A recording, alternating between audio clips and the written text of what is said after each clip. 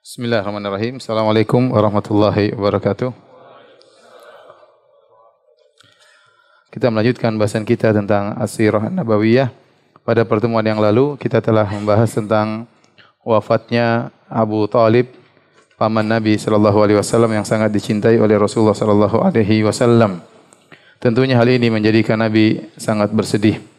Kemudian Allah memberi ujian lagi kepada Nabi sallallahu alaihi wasallam dengan wafatnya istrinya yang beliau sangat cintai, yaitu Khadijah radhiyallahu taala anha, ya. Khadijah wafat pada tahun 10 kenabian, yaitu 3 tahun sebelum berhijrah, karena Nabi berdakwah di Mekah selama 13 tahun. Di tahun 10 kenabian maka Khadijah wafat setelah wafatnya Abu Talib. Ada yang mengatakan 3 hari setelah wafatnya Abu Talib kemudian wafatlah Khadijah radhiyallahu anha. Ada yang mengatakan 2 bulan setelahnya atau beberapa waktu setelah wafatnya Abu Talib. Tentunya hal ini sangat menyedihkan Nabi sallallahu alaihi wasallam. Berkumpulnya 2 musibah di waktu yang sangat berdekatan. Ya, disebut dalam sebagian riwayat Nabi sallallahu alaihi wasallam setelah wafatnya Khadijah, beliau sempat melazimi rumah beliau, tidak keluar dalam beberapa waktu karena musibah yang sangat berat yang beliau hadapi, terutama wafatnya Khadijah radhiyallahu taala anha. Ya, selama ini Rasulullah SAW berdakwah di luar, ya, menghadapi berbagai macam gangguan dan ujian. Beliau pulang mendapati pelipur lara, penyejuk hati istri beliau Khadijah radhiyallahu taala anha yang telah mengorbankan segalanya buat Nabi sallallahu alaihi wasallam. Mengorbankan waktunya, mengorbankan hartanya, ya, semuanya demi dakwah Rasulullah sallallahu alaihi wasallam. Dan sudah pernah kita sampaikan tentang keutamaan Khadijah radhiyallahu taala anha, hidup bersama Nabi selama 25 tahun. Beliau tidak pernah mengangkat suara beliau kepada Nabi sallallahu alaihi wasallam, selalu taat kepada suami beliau Nabi sallallahu alaihi wasallam. Oleh karena Nabi sallallahu alaihi wasallam ya sangat tidak mau menyakiti hati Khadijah radhiyallahu taala anha, maka selama 25 tahun Nabi disebutkan di antara balasan Nabi kepada Khadijah, Nabi tidak berpoligami, ya. Selama 25 tahun menikah dengan Khadijah, Nabi tidak berpoligami. Setelah Khadijah meninggal, baru kemudian Nabi sallallahu alaihi wasallam menikahi para wanita, ya. Oleh karenanya ibu-ibu kalau ingin tidak dipoligami, berusahalah jadi seperti siapa? Khadijah. Dan para suami juga jangan seperti gini modelnya, berusaha jadi Nabi sallallahu alaihi seperti Nabi sallallahu alaihi wasallam. Ya. Taib, hadirin hadirat yang dirahmati oleh Allah Subhanahu wa taala, ya, setelah Khadijah wafat, kemudian Nabi sallallahu alaihi wasallam menikah dengan Aisyah radhiyallahu taala anha. Menikah dengan Aisyah radhiyallahu taala anha waktu masih di Mekah, dan Aisyah masih berumur 6 tahun atau 7 tahun. Ya. Dalam hadis sahih, ya, riwayat Imam Muslim dan juga Imam Al-Bukhari, Aisyah radhiyallahu anha berkata, "Tazawwajani Rasulullah sallallahu alaihi wasallam wa ana bintu 6 sinin wa bana bi wa ana bintu 9 sinin." Rasulullah SAW menikahi aku tatkala usiaku 6 tahun dan hidup bareng bersamaku setelah aku berusia 9 tahun. Dalam riwayat Imam Ahmad dengan sanad yang sahih, Aisyah berkata, "Tazawwajani Rasulullah sallam, ya, mutawaffa Khadijah." Rasulullah SAW menikahiku setelah wafatnya Khadijah. Qabla makhrajihi ilal Madinah bisanatain aw thalathin, yaitu 2 tahun atau 3 tahun sebelum Nabi berhijrah. Wa ana bintu 7 sinin, dan aku waktu itu berusia 7 tahun. Para ulama menjamakkan, mengkompromikan, dalam riwayat disebut 6 tahun, dalam riwayat disebutkan 7 tahun, artinya Nabi menikahi Aisyah umur 6 tahun lebih, 6 tahun lebih, ya, yaitu 6 tahun menuju 7 tahun. Tetapi hanya melakukan akad nikah, dan itu biasa. Sampai sekarang kebiasaan orang-orang Arab Saudi juga, mereka akad nikah, ya, tidak langsung tinggal serumah, ya. Sekarang setelah akad nikah, baru kemudian walimah, terkadang 6 bulan kemudian, terkadang berbulan-bulan kemudian, baru mereka hidup serumah, ya. Kalau kita alhamdulillah akad nikah siang hari, malamnya langsung malam pertama. Terkadang siang pertama langsung, tidak pakai malam pertama. Jadi semakin cepat semakin baik, ya. Jadi Aisyah dinikahi oleh Nabi sallallahu alaihi wasallam berusia 6 atau 7 tahun. Namun belum digauli oleh Nabi sallallahu alaihi wasallam. Beliau Aisyah digauli oleh Nabi atau tinggal serumah setelah Aisyah berumur berapa? 9 tahun. Kalau ada sebagian orang yang mencela dengan tuduhan-tuduhan yang tidak-tidak, mengatakan Muhammad sallallahu alaihi wasallam adalah pengikut hawa nafsu, menikahi anak masih kecil, ya. Ini semua perkara yang tidak benar. Pertama, bantahan yang pertama, Nabi sallallahu alaihi wasallam menikahi gadis cuma Aisyah radhiyallahu taala anha saja. Yang lainnya wanita-wanita umur 30 tahun ke atas atau 50 tahun ke atas atau lebih daripada itu, dan rata-rata adalah janda. Kalau Nabi mengikuti hawa nafsu tentunya, dan itu dibolehkan seorang lelaki menikah dengan gadis-gadis, apalagi Nabi betapa banyak wanita ingin dinikahi oleh Rasulullah sallallahu alaihi wasallam, maka Rasulullah SAW akan menikahi gadis seluruhnya. Namun kenyataannya tidak demikian. Yang gadis yang dinikahi satu-satunya oleh Nabi hanyalah siapa? Aisyah. Kemudian Nabi menikah menggauli Aisyah atau serumah dengan Aisyah berumur 9 tahun. Itu bukan perkara yang mungkar di kalangan orang-orang Arab waktu itu. Kalau itu perkara yang mungkar, perkara yang menunjukkan syahwat dan yang lainnya, tentu sudah menjadi bahan olok-olokan, bahan ejekan oleh Abu Jahal dan kawan-kawannya. Tetapi sama sekali Abu Jahal dan kawan-kawannya tidak pernah mencela Nabi daripada sisi ini. Ini menunjukkan bahwasanya menikahi remaja berusia 9 tahun di zaman tersebut adalah hal yang biasa. Hal yang biasa, ya. Oleh karenanya celaan orang-orang kafir sekarang yang mencela Nabi sallallahu alaihi wasallam dengan tuduhan yang tidak, maka ini semua adalah tidak benar. Kemudian Nabi sallallahu alaihi wasallam setelah menikah dengan Aisyah, Nabi sallallahu alaihi wasallam menikah dengan Saudah binti Zam'ah, ya. Dan Nabi sallallahu alaihi wasallam setelah itu, dan Saudah sudah tua, ya, wanita sudah tua, beliau adalah janda. Sebelumnya Saudah radhiyallahu anha ummul mukminin bersuamikan sepupunya yaitu Sakran bin Amr, ya. Kemudian tatkala Sakran masuk Islam bersama Saudah, ya, kemudian mereka berhijrah ke negeri Habasyah, hijrah yang kedua. Tatkala balik ke kota Mekah, ya, suaminya meninggal dunia. Akhirnya Saudah menjadi seorang janda, dan akhirnya Nabi sallallahu alaihi wasallam menikahi Saudah radhiyallahu taala anha setelah menikah dengan Aisyah radhiyallahu taala anha. Setelah itu Nabi menikah wanita-wanita yang lain sampai jumlah istri beliau 9 istri. Jadi Aisyah adalah istri pertama. Setelah Khadijah meninggal dunia, yang jadi istri pertama siapa? Aisyah.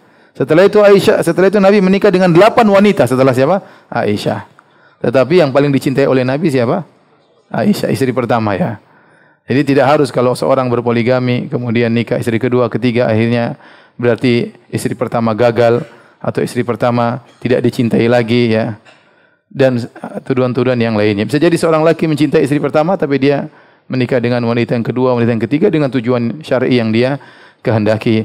Tapi kita tidak ingin bahas panjang-panjang masalah ini, karena ini masalah yang sensitif.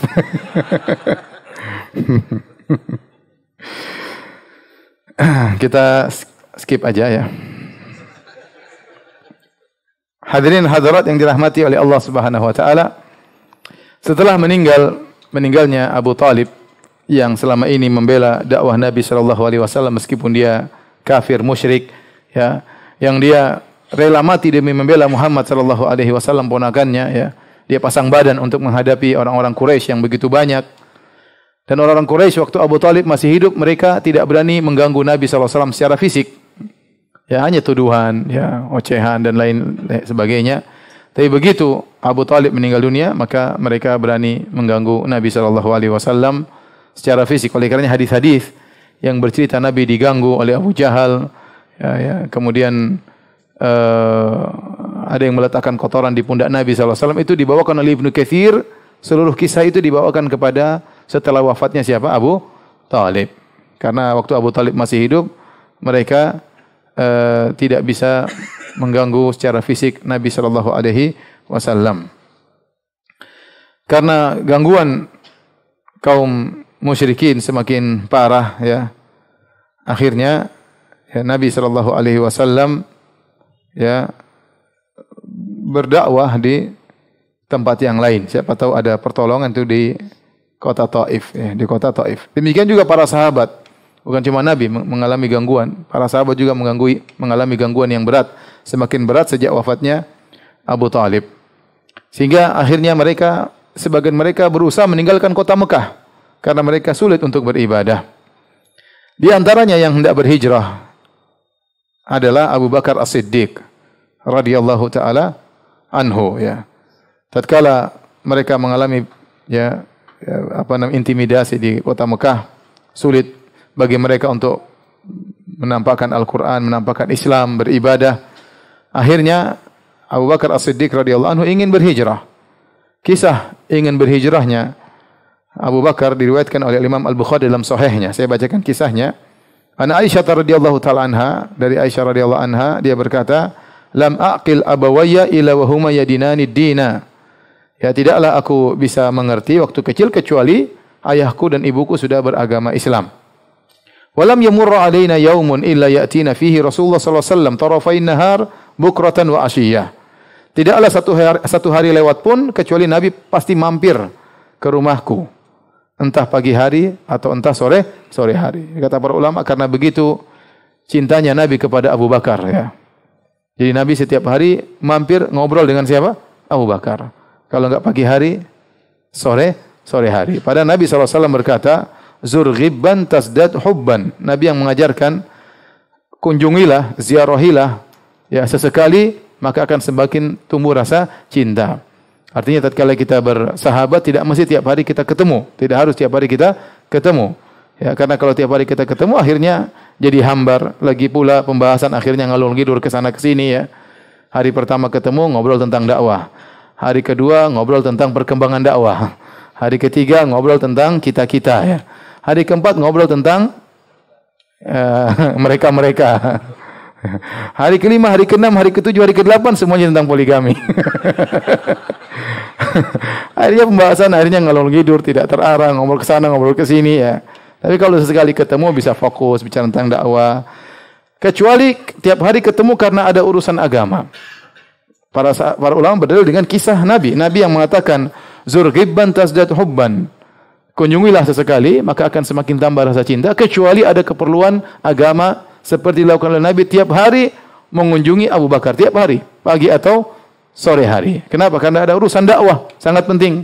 Makanya Aisyah berkata, ya, walam yamurra alaina yaumun illa ya'tina fihi Rasulullah sallallahu alaihi wasallam. Tidak ada satu hari yang lewat kecuali Nabi pasti mampir ke rumah kami tarafain nahar, pagi atau siang atau sore hari. Kemudian kata Aisyah, falamma btuliyal muslimuna kharaja Abu Bakrin muhajiran nahwa ardil Habasyah. Tatkala kaum muslimin diintimidasi, para sahabat diintimidasi, maka Abu Bakar keluar hendak berhijrah ke negeri Habasyah. Ya, hatta idza balagha barkal ghimat. Tatkala akhirnya Abu Bakar sampai suatu tempat namanya Barkul Ghimat, yaitu jarak ke arah negeri Yaman kira-kira perjalanan 5 hari. Ya, sudah jauh, 5 hari perjalanan jauh Barkul Ghimat ke arah Yaman. Sudah jauh. Kemudian laqiyahu Ibnu Dugunnah atau Ibnu Daghinnah. Maka Abu Bakar bertemu dengan seorang bernama Ibnu Daghinnah. Wa huwa sayyidul Qarah. Dan dia adalah pemimpin kabilah Al-Qarah. Maka dia bertanya kepada Abu Bakar, "Aina turid ya Abu Bakrin? Hendak ke mana engkau wahai Abu Bakar?" Faqala Abu Bakar mengatakan, "Akhrajani qaumi fa uridu an asiha fil ardi a'budu rabbi." Aku dikeluarkan, diusir oleh kaumku, ya, dipersulit oleh kaumku, maka aku ingin berjalan di atas muka bumi. Aku ingin beribadah kepada Allah Subhanahu wa taala.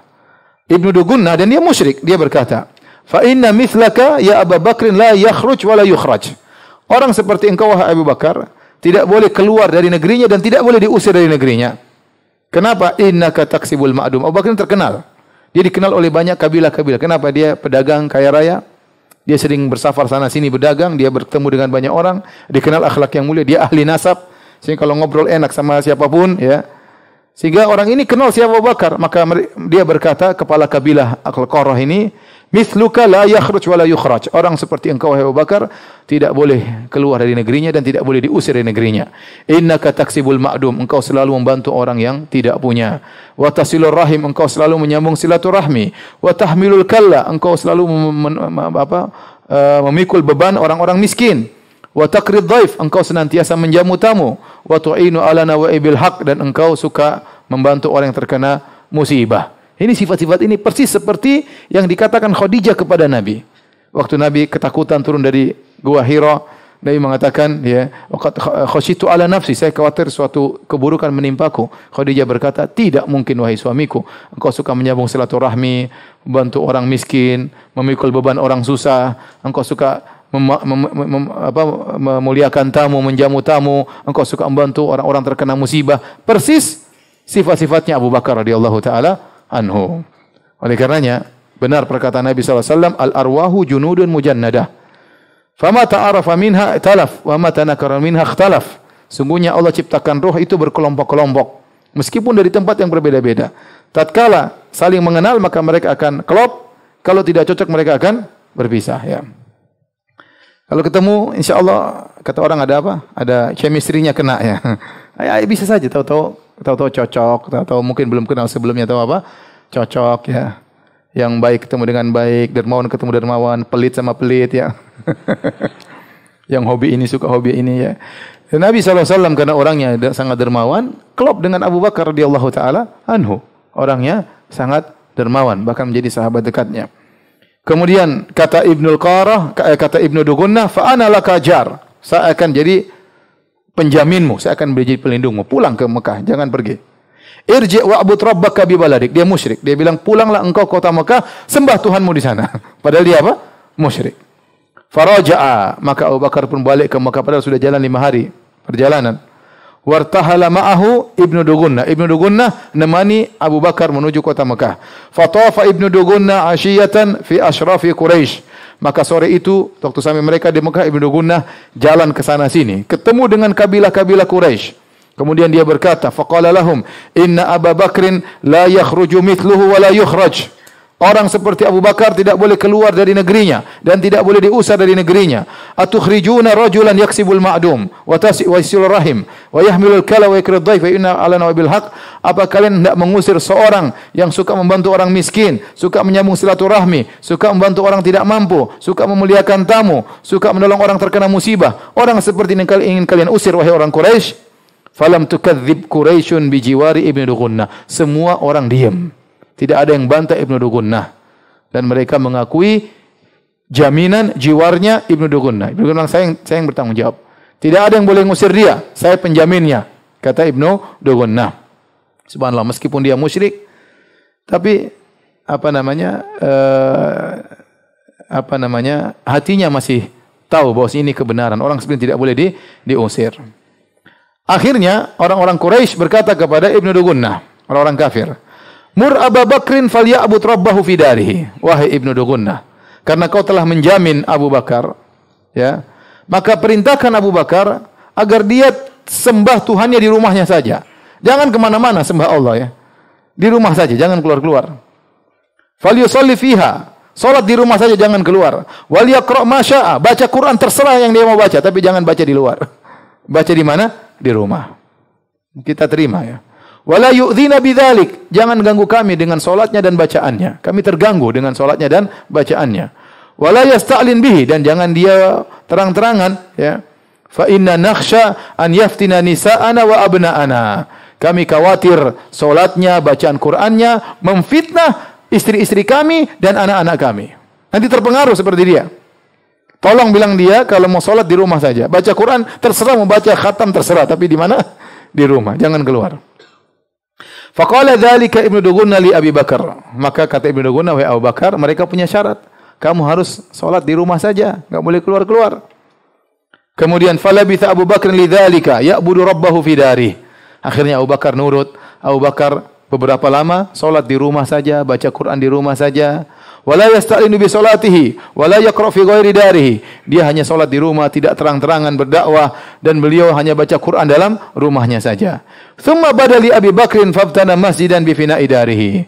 Kemudian Abu Bakar punya ide, akhirnya dia bikin tempat untuk ibadah di pelataran rumahnya. Yang penting kan masih di rumah. Mulailah wa kana yusalli fihi, maka dia pun salat di luar rumah tapi masih di pelataran rumah ya. Wa yaqra'ul Qur'an, maka dia baca Quran. Fa yanqadhifu alaihi nisa'ul musyrikin wa abna'uhu. Akhirnya para wanita-wanita kaum musyrikin, anak-anak mereka pada ngumpul semua ngerumuni Abu Bakar. Ya, Karena Al-Quran itu isinya indah. Mereka ngerti bahasa Arab. Abu Bakar baca sholat, baca Quran keras-keras. Ya. Sehingga mereka ngumpul ngerumuni Abu Bakar. Ya. Wa hum ya'jabuna minhu wa yanzuruna ilaih. Dan mereka kagum dengan Al-Quran, kagum dengan Abu Bakar. Dan mereka melihat Abu Bakar ini ngapain? Kemudian baca Quran kok indah. Setelah itu dipotong dengan ruku, sujud, bangun, baca Quran lagi. Ya. Ini menakjubkan mereka. Apalagi mereka ini, kita bayangkan suatu kaum yang mereka pandai bahasa Arab. Kalau kita bahasa Indonesia, terus ada orang setiap berdiri baca syair-syair indah, kan kita tertarik. Kira-kira demikian. Sementara ini kalam Rabbul Alamin, firman Allah Subhanahu wa taala. Tentu di puncak keindahan, sehingga mereka tertarik, mereka dengar. Apalagi Abu Bakar dikenal kalau baca luar biasa sambil nangis-nangis ya. Bayangkan ya. Ya, karena memang orang hobi yang nangis-nangis. Jadi waktu Abu Bakar baca semua tertarik. Akhirnya ya, wa kana Abu Bakrin rajulan bakkaan la yamliku ainaihi. Abu Bakar adalah orang yang suka menangis, tidak mampu dia menahan air matanya. Idza qara al-Qur'an, kalau dia baca Quran dia mudah menangis. Hal ini menjadikan orang-orang Quraisy ketakutan. Ini yang kita khawatirkan ini. Dia baca di luar, orang-orang pada ngumpul semuanya. Padahal Abu Bakar tidak salah, dia masih baca di rumahnya. Salah sendiri mereka mau ngumpul di rumah Abu Bakar. Akhirnya mereka lapor kepada Ibnu Dugunnah. Kata mereka, "Inna kunna ajarna Abu Bakrin bijiwarika ala an ya'budu rabbahu fi darih." Wahai Ibnu Dugunnah, kami dulu menerima jaminanmu terhadap Abu Bakar dengan syarat dia beribadah hanya di rumahnya. Sekarang dia sudah melanggar. Dia bikin tempat solat di pekarangan rumahnya dan dia terang-terangan solat dan dia baca Quran di situ. Kami khawatir dia akan memfitnah ya istri-istri kami dan anak-anak kami. Maka laranglah dia. Suruh masuk dalam rumah, jangan di luar. Fa in ahabba an yaqtasira ala an ya'budu rabbahu fi darih fa'al wa in aba illa an yu'lin bidzalika fasal an yurda ilaika dhimmatak.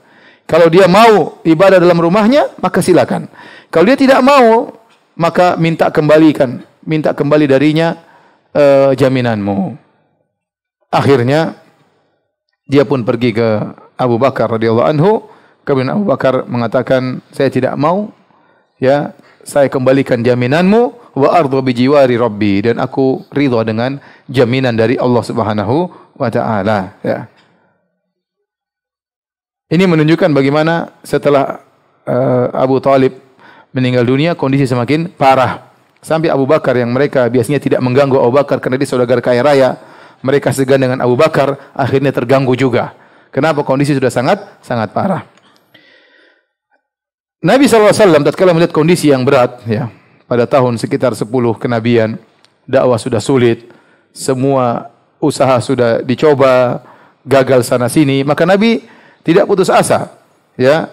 Maka beliau mencari lahan dakwah yang lain. Maka beliau berpikir untuk pergi ke Taif. Taif waktu itu adalah kota besar nomor 2. Kota besar nomor 2, ya.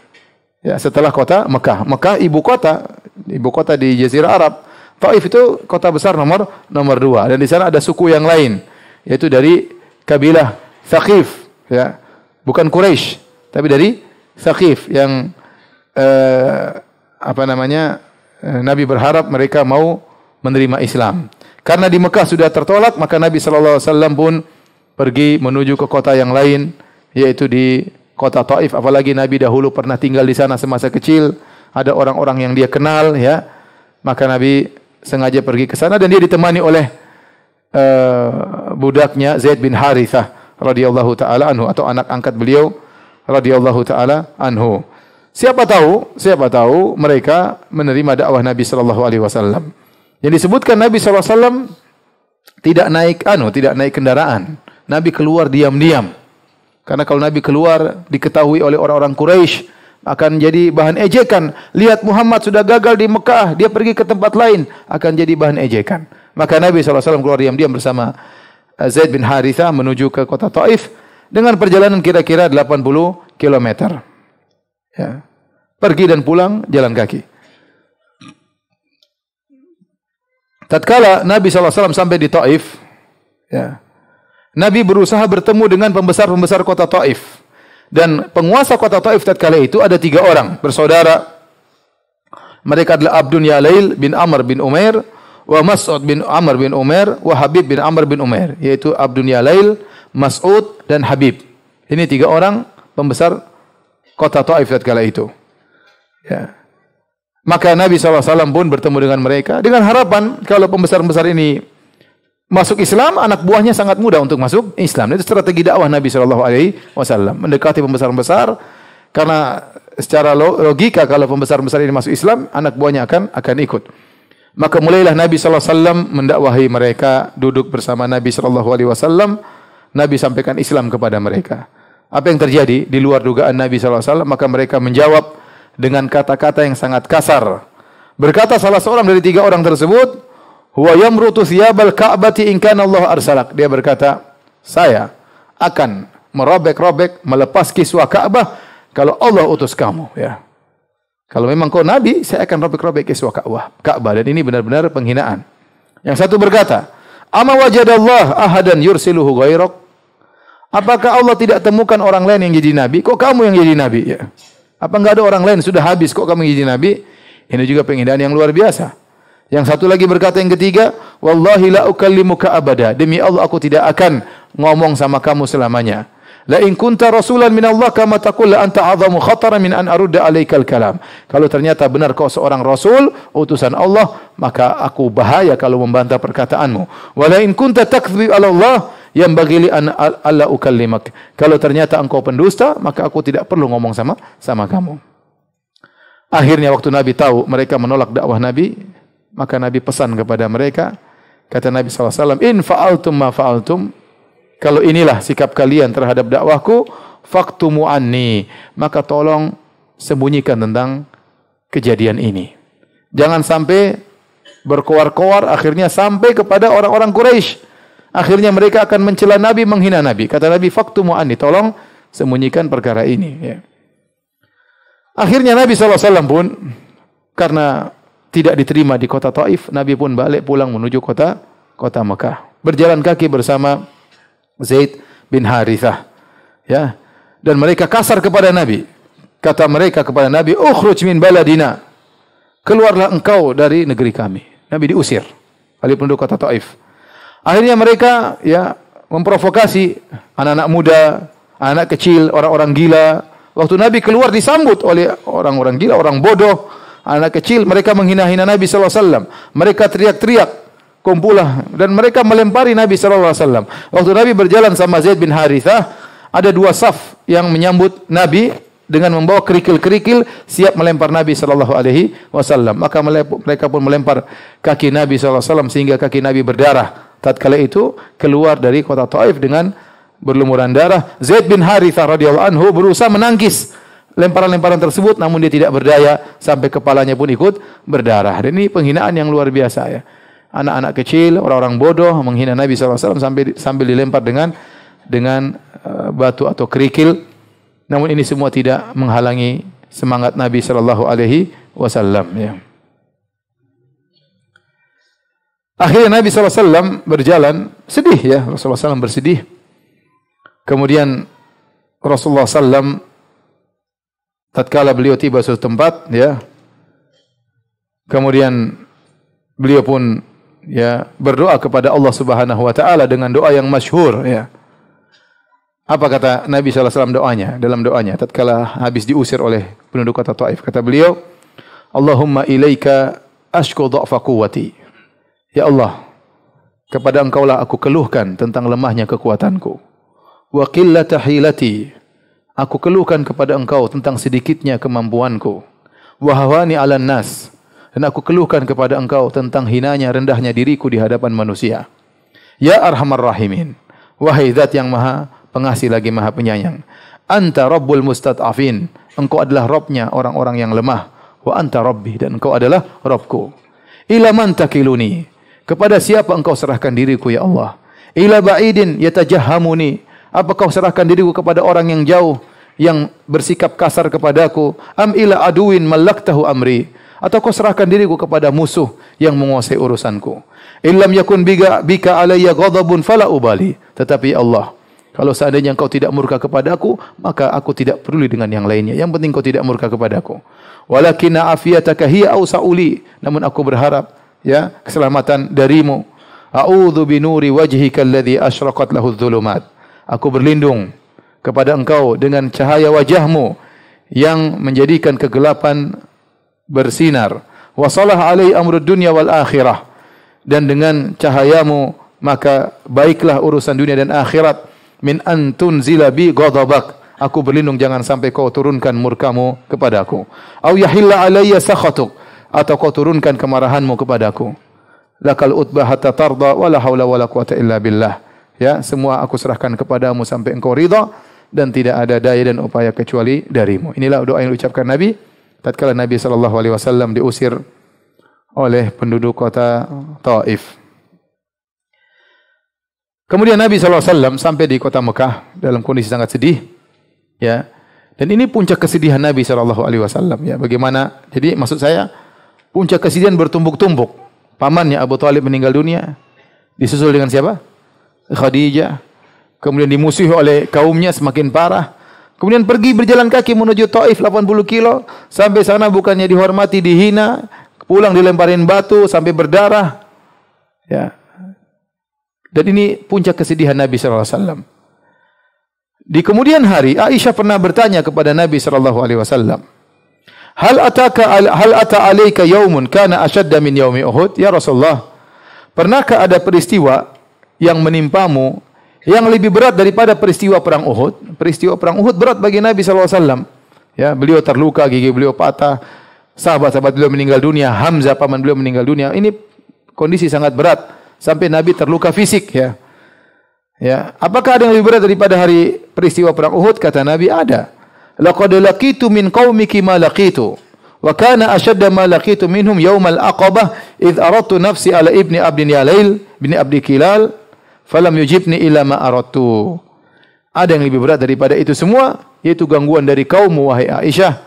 Tatkala aku tawarkan Islam kepada Ibnu Abdin Yalail, itu penguasa kota Taif. Namun beliau tidak menjawab keinginanku. Fantalaqtu wa ana mahmumun ala wajhi. Maka aku pun pulang dari kota Taif dalam kondisi sangat sedih. Falam astafiq ila wa ana biqarni tha'alib. Aku berjalan dalam kondisi seakan-akan linglung dan aku tidak sadar kecuali aku sudah tiba di qarna tha'alib. Jadi Nabi tidak sadar jalan terus tiba-tiba sudah tiba di suatu tempat namanya qarna tha'alib. Farafa'tu ra'si. Aku pun mengangkat kepalaku. Fa idza ana bi sahabatin qad adhalatni, tiba-tiba ada awan di atasku telah menaungiku. Fa nadhartu fa idza fiha Jibril. Aku lihat ke atas, tiba-tiba ada Jibril alaihissalam. Fa nadani, Jibril berkata, "Inna Allah qad sami'a qaula qaumika laka." Wahai Muhammad, sungguhnya Allah telah mendengar perkataan kaummu kepada dirimu, yaitu cercaan, hinaan. Ya Nabi berat ya. Berat tatkala dihina, tatkala caci maki, direndahkan. Apa Allah tidak temukan orang lain? Kok kamu yang jadi rasul? Ini penghinaan. Ada orang bilang kita, kok ente yang jadi ustaz? Emang enggak ada orang lain jadi ustaz? Ini penghinaan luar biasa. Ya. Apa enggak ada orang lain? Ente. Semua orang sudah habis. Ente yang jadi ustaz. Ya. Wa maraddu alaik, dan bagaimana bantahan mereka terhadap engkau? Wa qad ba'atsallahu ilaika malakal jibal. Allah telah kirim kepada engkau malaikat gunung.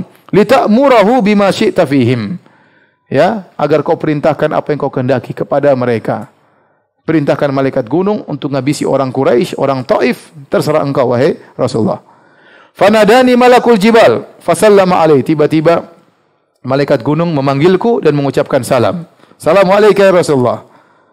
Tsumma qala ya Muhammad. Kemudian malaikat gunung berkata, wahai Muhammad, dzalika fima syi'ta. Terserah engkau apa yang kau ingin perintahkan kepadaku. In syi'ta an utbiqa alaihimul akhsyabain. Kalau kau ingin, saya akan angkat dua gunung besar, gunung batu ini saya timpakan kepada orang-orang Quraisy yang telah menghina engkau. Faqala Rasulullah sallallahu alaihi wasallam, Rasulullah SAW berkata, bal arju an yukhrijallahu min aslabihim man ya'budallahu wahdahu la yusyriku bihi syai'a. Jangan, aku berharap mereka sekarang gembong-gembong penjahat ini semua, semoga anak keturunan mereka beribadah kepada Allah semata dan tidak berbuat syirik sama sekali. Itu tujuan Nabi. Yang penting ada orang yang bertauhid kepada Allah Subhanahu wa taala. Ya, siapa tahu mereka ini bajingan-bajingan kurang ajar ini. Abu Jahal dan teman-temannya ya. Semoga punya anak-anak yang beriman kepada Allah dan mentauhidkan Allah Subhanahu wa taala. Dan ternyata doa Nabi ini kabulkan. Lihatlah Abu Talib musyrik, punya anak siapa? Ali bin Abi Talib, Ja'far bin Abi Talib, ya. Abu Jahal, ya, Fir'aunnya umat ini, ya, gembongnya penjahat, ya. Si goblok ya Abu Jahal ya. Punya anak yang sangat mulia, Ikrimah bin Abi Jahal, yang bertauhid, bahkan meninggal dalam kondisi mati syahid. Al-Walid bin Al-Mughirah, yang musyrik juga, gembong orang-orang musyrik, punya anak hebat, Khalid ibn Al-Walid, yang juga memperjuangkan Islam. Kemudian Al-As bin Wa'il, yang juga musyrik, punya anak sahabat yang sangat hebat, namanya Amr ibn Al-As radhiyallahu anhu. Al-Mut'im bin Adi, yang juga meninggal dalam kondisi musyrik, punya anak namanya Jubair bin Mut'im, dan masih banyak orang-orang musyrikin, ternyata anak-anak mereka beriman kepada Allah Subhanahu wa taala, mentauhidkan Allah Subhanahu wa taala. Disebutkan dalam sebagian riwayat, waktu Nabi tiba di kota Mekah, orang-orang tidak ada yang beriman dari kota Taif. Nabi salat. Waktu Nabi salat, Nabi baca Al-Qur'an, tiba-tiba ada sekelompok jin datang, ya, mendengarkan bacaan Nabi sallallahu alaihi wasallam, kemudian mereka masuk Islam, ya. Wa isarafna ilaika nafaran minal jinni yastami'una al-Qur'an. Falamma hadaruhu qalu ansitu. Falamma qudiya wallau ila qaumihim mundzirin, dan seterusnya. Ya, tatkala kami kirimkan sebagian jin, sekelompok jin, mereka mendengarkan Al-Qur'an. Waktu Nabi baca Al-Qur'an, mereka menyimak dengan baik. Kemudian mereka tatkala selesai baca Al-Qur'an, mereka pulang kepada kaumnya untuk memberi peringatan. Mereka berkata, "Ya qaumana, inna sami'na kitaban unzila min ba'di Musa, musaddiqan lima baina yadayhi yahdi ilal haqqi wa ila tariqim mustaqim." Sungguh kami mendengar suatu kitab dibaca setelah Musa alaihissalam. Yang kitab ini membenarkan apa yang dibawa oleh Nabi Musa, memberi kepada petunjuk dan jalan yang lurus. Ya qaumana ajibu da'i Allah. Wahai kaumku, penuhilah seruan dai ini, yaitu Muhammad sallallahu alaihi wasallam. Penuhilah seruan Allah Subhanahu wa taala, ya. Kemudian seakan-akan Allah menghibur Nabi sallallahu alaihi wasallam. Kalau tidak ada manusia yang beriman, jin-jin beriman. Masih ada yang beriman, ini menghibur Nabi sallallahu alaihi wasallam, ya. Baik, hadirin dan hadirat yang rahmati Allah Subhanahu wa taala, ya. Akhirnya Nabi sallallahu alaihi wasallam kemudian balik ke kota Mekah, ya. Waktu beliau masuk ke kota Mekah, susah, ya. Zaid bin Harithah mengingatkan Nabi sallallahu alaihi wasallam. Nabi pulang dari Taif. Kata Zaid bin Harithah, "Kaifa tadkhulu alaihim wa hum akhrajuk?" Wahai Nabi sallallahu alaihi wasallam, bagaimana kau kembali lagi kota Mekah sementara mereka telah mengusirmu? Apa kata Nabi sallallahu alaihi wasallam? "Ya Zaid, innallaha ja'ilun lima tara farajan wa makhrajan." Wahai Zaid, ingatlah, apa yang kau lihat, kesulitan yang kita hadapi ini, Allah akan memberikan solusi bagi kita. Wa innallaha nasiru dinihi wa mudhiru nabiyhi. Ketahuilah Allah akan menolong agamanya dan Allah akan memenangkan nabinya. Akhirnya, ya, Rasulullah sallallahu alaihi wasallam, ya, minta tolong, ya, kepada orang yang mau menjaminnya supaya bisa kembali ke kota Mekah. Dan ada seorang musyrik namanya Mut'im bin Adi. Dia ini musyrik, ya, tetapi dia baik, ya, karena dia juga Quraisy. Dia juga tahu kebaikan Nabi sallallahu alaihi wasallam.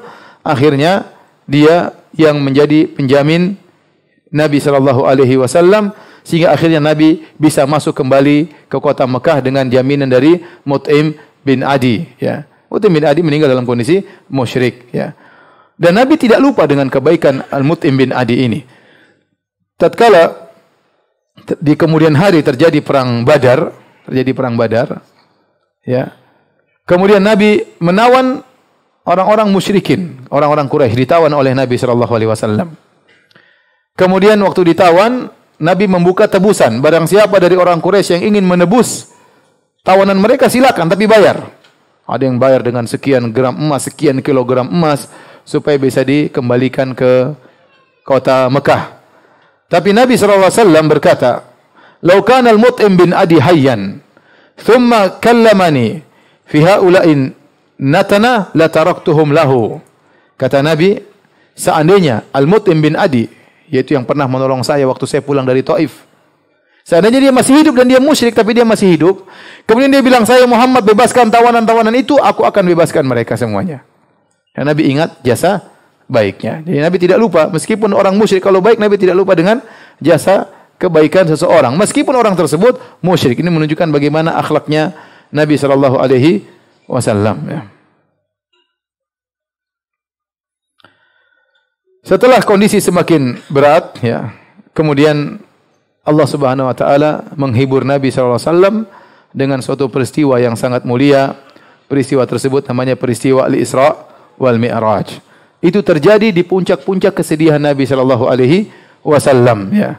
Agar Allah menguatkan iman Nabi, menguatkan hati Nabi sallallahu alaihi wasallam sampai akhirnya Jibril datang mencuci jantung Nabi untuk kedua kalinya agar Nabi bisa berangkat ke atas langit yang ketujuh, mencapai suatu tempat yang tidak pernah dicapai oleh makhluk yang lainnya untuk bertemu langsung dengan Allah Subhanahu wa taala, berbicara langsung dengan Allah Subhanahu wa taala untuk mendapatkan perintah salat 5 waktu, ya. Namun pembahasan Isra Mi'raj pembahasannya panjang, maka kita tunda pada pertemuan berikutnya insyaallah taala. Kalau ada yang bertanya, saya persilahkan, ya. 6 menit lagi azan. Yang bertanya saya persilahkan. Wallahu taala alam bisawab.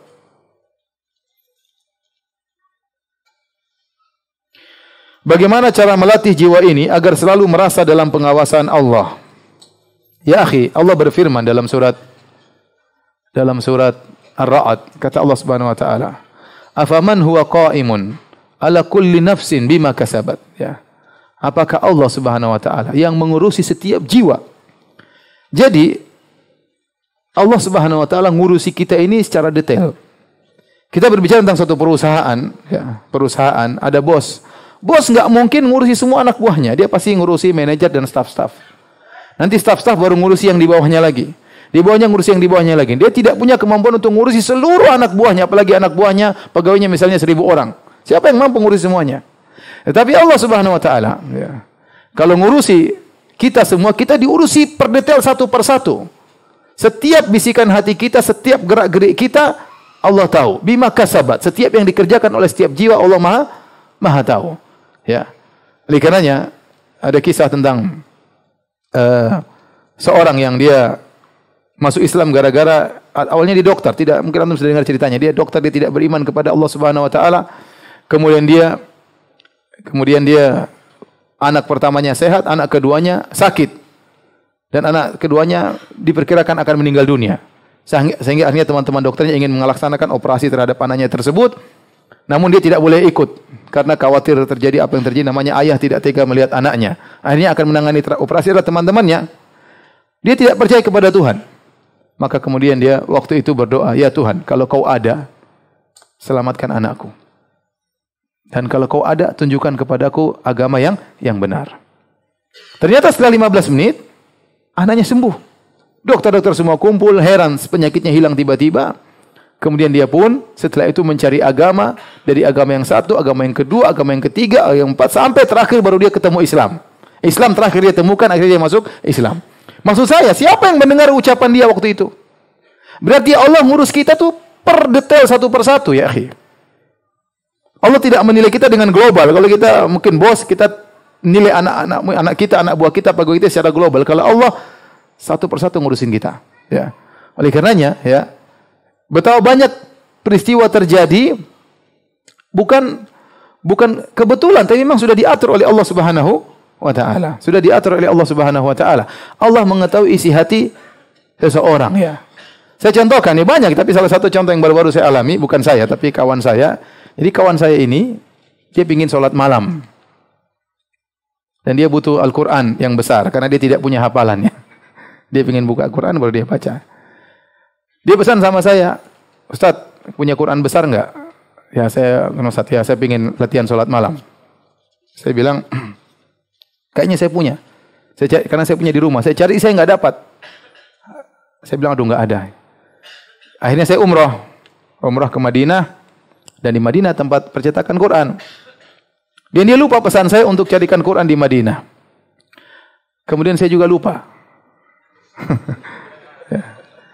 Akhirnya saya pergi ke Mekah. Di Mekah baru dia WA, "Ustaz, jangan lupa cariin Quran." Saya bilang, kamu nih, saya sudah di Madinah sudah di Mekah baru bilang, coba di Madinah, di Mekah di mana percetakan Quran? Enggak ada. Tapi saya cariin. Saya cari, enggak dapat. Quran yang diinginkan itu enggak dapat. Qadarullah, saya tahu hati saya tertarik ingin telepon kawan saya dari Riyadh.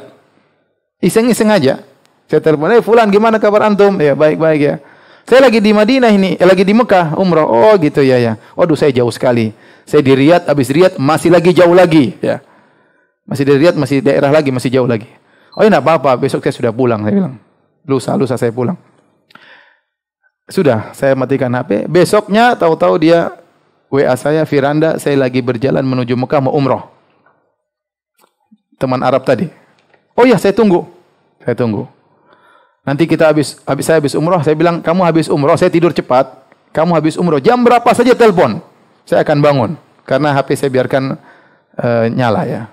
Akhirnya dia selesai umrah jam berapa tuh? Dia selesai umrah mungkin jam 11:30. Saya sudah tidur bangun. Tuh ketemu ngobrol-ngobrol, dia masih pakai ihram. Ngobrol-ngobrol. Besok kita pulang ke Indonesia. Dia bilang, Firanda, saya bawa hadiah Quran. Hah? Quran gimana? Quran besar katanya. Saya bilang, kok bisa ya? Itu enggak mungkin kebetulan ya. Dia buat saya Al-Quran. Saya butuh kalaupun Quran kecil. Saya pun baca Quran di HP ya. Ngapain saya Quran besar? Memang saya orang tua ya. Tetapi subhanallah, dia bawa Quran tersebut. Akhirnya saya telepon kawan saya. Ente, Masya Allah. Niat dia itu Allah tahu, itu tidak. Ya, maksud saya Allah itu ngurusin kita tuh detail satu-satu ya akhi. Makanya kalau kita minta direct kepada Allah, ente jangan ragu-ragu, Allah tahu isi hati ente. Kata Allah Subhanahu wa taala, "Ya'lamu kha'inatal a'yun wa ma tukhfi sudur." Allah tahu lirikan pandangan ente, apa yang ente lihat lirik-lirik sana-sana, ente browsing-browsing lihat macam-macam, dan Allah tahu tentang apa yang disembunyikan oleh dada-dada ente, yang ente sembunyikan, yang nampak yang sembunyikan. Apalagi yang ente ungkapkan. Yang ente sembunyikan dalam relung hati yang paling dalam, ente ikhlas, ente riya, ente syahwat, ente apa, Allah tahu semuanya. Jadi Allah mengurus kita itu secara detail. Tuhan kita itu mengurus kita secara detail. Ente jangan merasa ditinggalkan oleh Allah. Allah tidak pernah meninggalkan ente. Cuma ente maksiat atau tidak kepada Allah Subhanahu wa taala. Kalau ente taat kepada Allah, Allah tahu semua gerak-gerik ente. Ini melatih kita untuk ikhlas kepada Allah. Tidak perlu orang tahu. Allah tahu isi hati saya kok. Saya punya niat, kalau niat tulus, Allah tahu. Allah pasti tahu, bukan tidak tahu, pasti. Kalau ente ragu, ente kafir kepada Allah. Allah pasti tahu isi hati Anda. Apalagi apa yang Anda lakukan. Dan Allah mengurus kita itu satu persatu secara detail. Beda dengan manusia. Bos ngurusin anak buahnya paling secara global. Tidak mungkin dia urus secara detail. Ya. Jadi, kalau seorang bisa menghindarkan dalam hatinya bahwasanya Allah Maha mengetahui apa yang dia lakukan, maka dia akan mudah menghindarkan diri dari maksiat. Kalau lagi bersendirian, pengen browsing, Allah tahu saya lakukan apa. Detail Allah tahu. Ya. Dan ada dampaknya. Kalau saya begini ada dampaknya. Ikhwan, para ulama khilaf tentang maksiat yang sudah dilakukan, kalau seorang sudah bertobat darinya, apakah masih dilihatkan kembali pada hari kiamat atau tidak? Sebagian ulama berpendapat bahwasanya kalau kita maksiat kemudian kita sudah bertobat, maka Allah akan hapuskan. Sebagian ulama berpendapat demikian. Mereka berdalil dengan dalil umum seperti at-taibu minadz-dzam kaman la dzamba lahu. Barang siapa yang bertobat dari dosa, seperti sudah tidak ada dosanya lagi. Berarti dihapus. Seperti sabda Nabi SAW juga, ya, wa'atbi'is sayyi'atal hasanata tamhuha.